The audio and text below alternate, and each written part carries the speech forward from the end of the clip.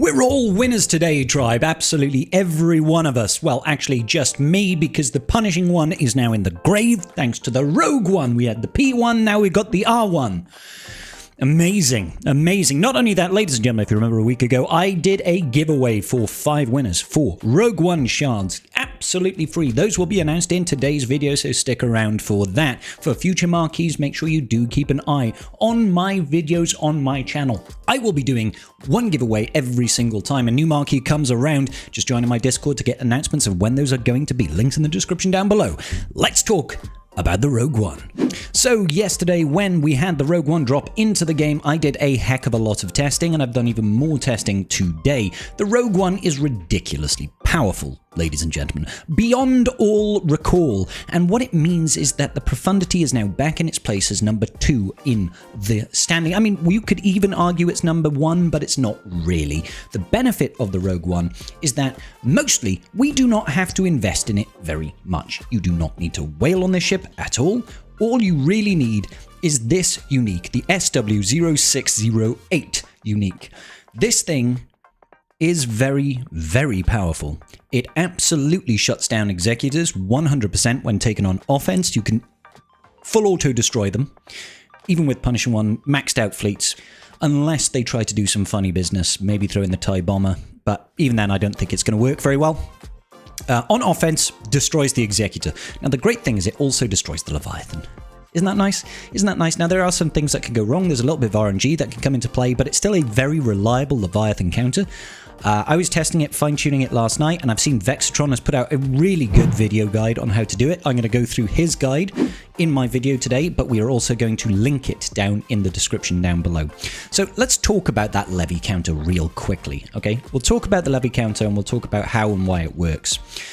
So to show you just how powerful this setup is, I'm going to just take in one reinforcement, and that's going to be the Rogue One on the bench with a standard Profundity Rebel lineup over here. This is a triple attacker exec. It's always the problem child when it comes to this sort of thing. We're going to see just how much of a problem child it's going to be. Going to do pretty standard opener, mass assist over here on the Punishing One right out the rip. Huge amounts of assists. Absolutely huge amounts of assists, and then I'm going to just keep on plowing over here, get some more good damage on that Punishing One. Now normally the Punishing One would now have 0 cooldowns on its death mark ability, but because we have got the Rogue One in the reinforcements, they can't reduce their cooldowns, which means it's just kind of stuck. Right? It's just kind of stuck, which is absolutely fantastic. Look at that breach immunity. No breach allowed for the enemy, so they are not making any progress. The Punishing One is gone. We can reinforce with our good boy, the little turtle, and we're just going to give tenacity up and a good amount of cooldown reduction across our fleet. They're going to bring in the Houndstooth over here, and look out, it's an absolute quest in futility. Go ahead and use that second special. That's going to get us even closer to our ultimate right now for our capital ship. We've taken care of the Rogue One. We'll do an AoE, slow down the enemy Houndstooth just a little bit, get loads of assists again. We have hit ult. It is that easy now. Like, they do not stand a single chance. They do not stand a single chance going up against this thing. It is all kinds of nutty. So let's talk then about the Leviathan versus the Profundity counter. This is essentially an ult race, okay? It's an ult race, much like many of our setups here are in fleet in general. Ever since the advent of, like, the Radus, essentially, fleets have been decided by who gets to get to the ultimate first, because the ultimate generally removes the enemy's capital ship. You know, you've got the Profundity that takes it away, the Executor that blows it up, the Leviathan that takes control of it. You've got the Radus that also blows it up, right? It's no different here. It's no different here. The way we get to ultimate on the Profundity is a handful of ways. We've got certain special abilities that can boost our download progress. We need to get from 0 to 100% in order to hit the ultimate here. A couple of ways we can do that. One is the basic over here from our capital ship, the Punishing One, the Profundity. This basic will pass 10% download turn meter to all rebel allies. Also, Profundity will gain 1% ultimate charge whenever an ally attacks out of turn. Now, we can't do that anymore against the Leviathan because the Leviathan has counteracted that. So first of all, we're able to gain ultimate on the basic from Profundity. Second of all, the first special will also grant down 10% download, which is nice. Apart from that, the only other way to gain ult charge with the Profundity is by scoring critical hits whilst the Outrider is on the field. Okay, so whilst the Outrider is on the field, whenever we score a critical hit, we're going to gain 1% essential ult charge, right? Also, from the special of the Outrider, sorry, that is this special, apologies. This also gives 20% download. Now, there is a reinforcement ability for the Outrider that also increases download progress, but if you start with the Outrider on the bench, you are not going to win. So it needs to be on the bench. So that's how we're going to do it. In order to survive versus the Leviathan, we need to have a couple of things, which is a lot of tenacity up and a lot of critical hits, essentially, and survivability. All we need to do is take in the standard trio at the start, the Turtle, or the Rogue One, I'm going to call it the Turtle, it looks like a turtle, and Cassian's U-Wing. The reason Cassian's U-Wing is very important is this special here. Dispel all debuffs on the target ally and grant them and Cassian U-Wing stealth for 3 turns. If any debuffs were dispelled, Cassian U-Wing and the target gain 25% turn meter, doubled if it's a rebel. That's really important because when we reinforce, we are going to get dazed. That special will dispel the daze, dispel shock if you've got it, and stealth, very importantly. So you can save your own Outrider, essentially, from being destroyed. That turn meter gain, then, is going to boost us to gain additional turns. Apart from that, the one thing we've got to really concentrate on is getting lots and lots of critical hits. Let's go through the strat. Alright, Profundity versus the Leviathan. So, what do we need to do, guys? We need to get to ult before the enemy can, and hopefully not lose units in the process. We play this much like the old Profundity versus Leviathan matchup when we used the Mark 6 Interceptor. Turn 1, basic over to your Profundity. This only works at 7 stars, guys. Second special then. That's going to give us AoE tenacity up, also speed up, and most importantly, 20% of our ultimate charge to help us beat the enemy Leviathan to the ult race. After that, stay on the B-28. We basic with our Millennium Falcon, get that dispel, use the special ion torpedoes from the Rebel Y-Wing, straight on the B-28, just stay on it. They're going to go in, destroy our engines, going to slow us down a little bit, throw out their AoEs, put out some damage. When it comes back around to our turn, we're going to use the concussion missiles, first special, from the Outrider on the B-28. Every hit will be a crit, which is nice. That's going to improve our ultimate charge, essentially. And then just go ahead and basic with the Millennium Falcon on the B-28. Super easy. They'll reinforce, and they'll get a stun on either the Outrider or the Millennium Falcon usually. Sometimes they'll do it on your Rebel Y-Wing, and that's kind of a best case scenario, but it's almost always one of the Falcons or the Outrider. Stay on the B-28. And we're going to reinforce with the Turtle, okay? So, the Rogue One comes in, and we're going to use second special. That's going to give us an AoE tenacity up for 2 turns, but also decrease our cooldowns by 1 on all our Rebel ships. Really, really useful. We're going to use our second special, the Emergency Repairs, again. AoE tenacity up and speed up. After this, we are just going to go ahead and basic that B-28 once again. Just like that. They're going to counterattack, do all sorts of nasty business. Just going to basic here. And just basic now with your Turtle, okay?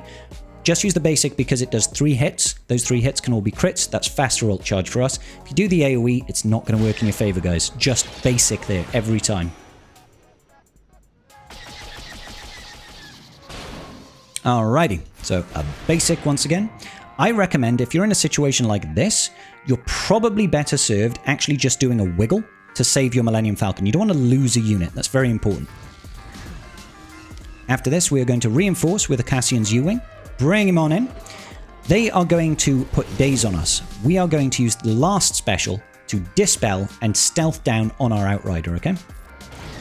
That means the only unit that they can attack right now is the Rebel Y-Wing. Very, very critical. So if you're in a situation like this, you need to use this first special, Concussion Mines, against the enemy. Do not hit someone that's got foresight. So I'm going to go over here to the Sith Fighter, all in. Wonderful. They've just destroyed our hangars. Great. Once again, if this spoofed clearance codes is available, second special from Turtle, use it for that tenacity up. And yeah, let's go ahead and just get the ion torpedoes out. And yeah, let's just go ahead and basic over here. And if you get a chance, use this third special, or second special, sorry, Gorilla Strike, okay? If you use this on a rebel ally, you're going to guarantee a critical hit, okay? All of your allies are rebel, always a critical hit. Then we want to use emergency repairs. That's going to give us 20% ult charge, and this now should be ultimate has been obtained by our capital ship. Just like that. We have the plans, take out the enemy capital ship. At this point, you might still lose a unit or two, but it should be a case of you will win the battle. So I'm going to start hitting AoEs now. We do obviously want to get rid of the enemy bomber to stop them putting thermals out, but once it's to this position, you're pretty good. I'm going to have a look here. Let's just get rid of the foresight on the TIE dagger. It's important to get rid of the TIE dagger. You'll almost always lose the rebel Y-wing. Can't really do much about that, unfortunately. And all in on the dagger to get rid of him. Let's just pass a turn back over to the Millennium Falcon, I guess, because why not? And a basic over there. And then I don't even need to do this anymore. You can just go all in. Now, obviously, 50 seconds left. I could have done that a lot clearer, but quicker, sorry, but I was taking my time to try and teach you through the basics of how this works. I just can't believe how good this turtle is. Now, I'm going to back out of this, because there's no point in me locking that in. But before we go any further, of course, ladies and gentlemen, you wonderful people that entered into my giveaway for the wonderful, wonderful, wonderful Rogue One, we've got 5 lucky winners, and we are going to do them right here, right now. Just as a reminder, those people that entered this were in my kit reveal video of the Rogue One. I ask you to be subscribed, to like the video, and leave a comment with your ally code. I will be doing this for almost every single marquee going forward. Let's go and see what we have. All right, so as you can see, we've got 185 entries, and we are going to have 5 lucky winners. Let's spin the wheel and find out our first victor. Our first lucky winner then, 266725286. Caladan, you should be getting some rather wonderful Rogue One shards coming into your inbox very, very shortly. Number 2 coming in now. Roll the dice. Are you feeling lucky? I'm feeling, well, my ally code's not in here, so I can't win. Never mind. 118869598. You too are going to have some lucky shards in your inventory. And that is Darth Archer of the Rogue Marshes. Congratulations to you, good sir. Your 5.5 million GP is going to be bloated just a little bit further. Lucky winner number 3. Let's see who we've got. This is actually hypnotizing me just a little bit. I don't know about you guys. 223827746. You too are a lucky winner of some Rogue One shards. And that is Cruzado X26 of the Escuron Fantasma Hispano. Que bueno ere. Lucky winner number 4 coming up next. Just 2 winners left. Let's see how those roly dicey thingies fall. What have we got? What do we got? What do we got? We have got 947549853. You are a lucky winner of some Rogue One shards. Congratulations, good sir. It's Gottfried of the GE Green Beskar clan. Congratulations, 12.5 million GP. I'm hoping this guy didn't wail too heavily on the Rogue One already. And our final winner.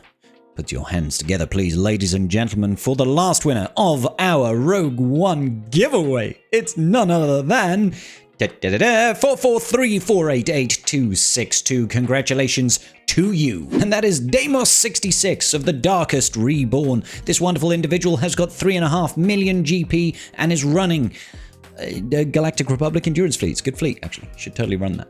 Sweet. Thank you all so very much. I will be putting out these every single time we get a new marquee, guys. So if you are in my Discord, links in the description down below. Every time I do a giveaway, it will be announced there. Join the Discord so you do not miss on future giveaways. So you can still beat the Profundity with your Executor using the right sort of fleet setup. We're going in with what you'd normally take in as an Executor mirror match using IG2K in the starting lineup because we need that additional survivability. The enemy has got a whole bunch of damage output at the start. I do recommend you save this Dispel because they are going to come in with all that tenacity up very, very shortly. They're going to go all in on IG2K. I don't know if they do that every time. And I think we'll just go in and do the mass assist over here. Let's get some additional attacks in. Wonderful. They do a bit of wiggle action. Okay. Let's focus in, calling in our punishing one. There's that damage coming in for them. They've got the turtle. There we go. So they've got that tenacity up. So once they've got the turtle in, yeah, sure, we might lose our IG2K. You want to call in the TIE bomber. TIE Bomber is super useful. It gets the burning out across the field. Do not use the special immediately though. It's definitely in your interest to save that special until they've lost burning. You want to now get the Dispel, get rid of all of that tenacity up, and focus down on taking out that Rebel Y-Wing. Super, super important to do that. Let them do their stuff. Let's just heal up on our Razor Crest right now. Okay, and I'm going to drop the burning once again. Let's drop that burning.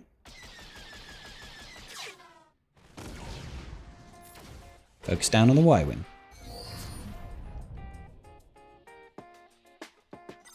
Now we're going to call in our Xanadu Blood.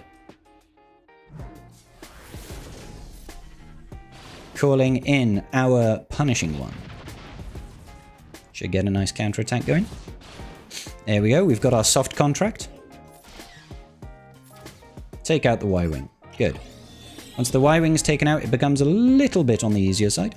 Next up, primary target is definitely going to be that Outrider, so go all in on Outrider. Take him out. And then I'd say go after the Cassian here if that's what they're using, because you want to try and get rid of as many units as possible. Take out Han's Millennium Falcon then. 1 tap and 2 tap, and then you're just left with the turtle. So from here, you should be able to win. It's not the easiest counter, but it can be done if you are stuck with no other options, ladies and gentlemen. No other options, this will be the solution for you. I haven't used it extensively, but as you can see, it can work. Might cause some more issues if there are more reinforcements, or if they have a different reinforcement setup, but you can still climb. And I want to talk to you a little bit about what are some of the problems that I foresee with this. So,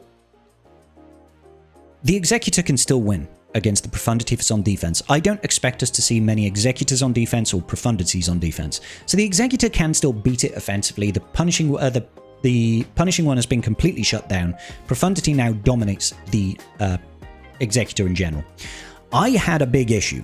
When they introduced the Punishing One, I thought that the Punishing One was way too overpowered for a marquee unit.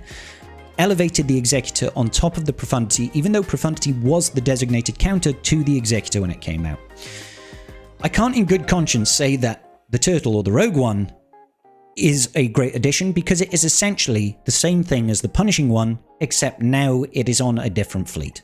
I like it that the Punishing One is now getting beaten by the Profundity. That is a good thing in my book. But what I don't want to encourage CG to do is to constantly release these really, really powerful 3-star marquee ships that completely disrupt the meta. Overall, I think this is better in general, because with both of them in the game, balance is kind of restored. You can still beat the Leviathan with the Profundity, with the Executor, with mirror matches. All of those top 3 GL capital ships can beat each other in certain ways, right? The Leviathan can beat everything. Punishing One can beat everything. Profundity can beat everything. That's okay, but I don't want us to go down that route. I would rather us have new meta fleets come to the game that are interesting than just stirring up the meta a bit and changing things left and right and constantly tweaking ships and units and setups. I prefer something a little bit bigger, a little bit different. But I want to know your thoughts, ladies and gentlemen. What do you think about the Rogue One? Do you think it's a good addition?